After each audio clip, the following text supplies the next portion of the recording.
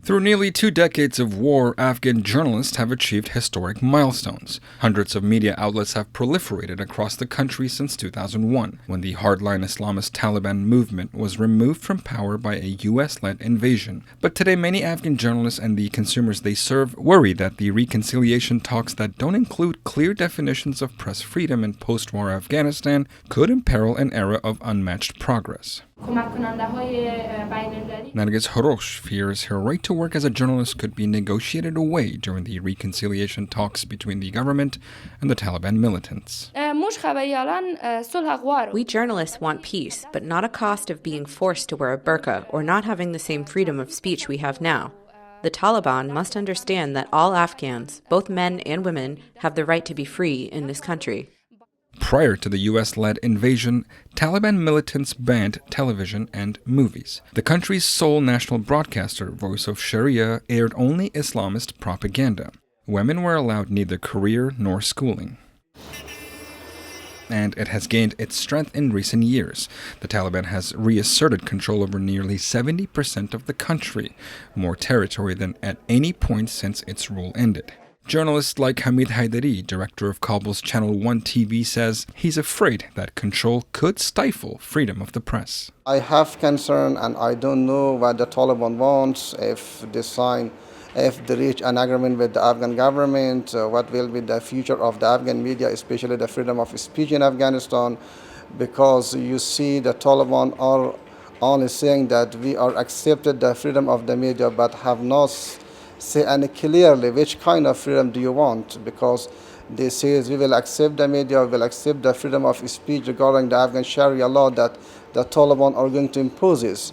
Haidari reported from the sidelines of the February 2020 Doha talks that saw the United States and the Taliban agree to a full withdrawal of American troops within 14 months. At that time, Taliban loyalists said they would approve only press freedoms that abide Sharia law. Others, like Danish Karokhil of Pajwak Afghan News, are worried that could exclude a lot of the freedoms they have come to enjoy. There will be a lot of tough issue we should discuss with them.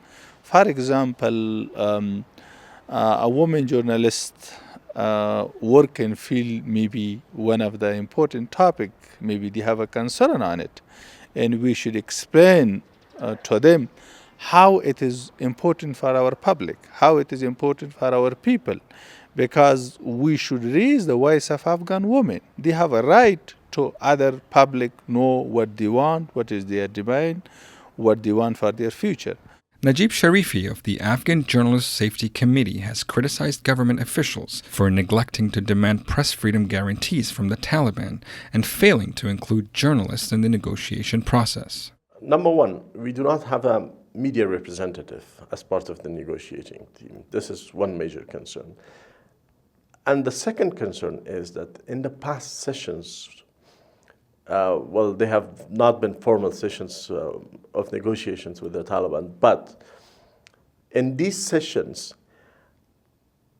protection of press freedom and freedom of expression has not been discussed as a major red line by the government negotiating team. So that's why we are concerned. But Afghan government officials tell VOA that they are vowing to defend press freedoms throughout the Intra-Afghan dialogue. Freedom of speech and freedom of expression, including the operation of Afghan free media, is one of the biggest achievements of the Afghan government over the past 19 years. We will consider this important achievement during talks with the Taliban.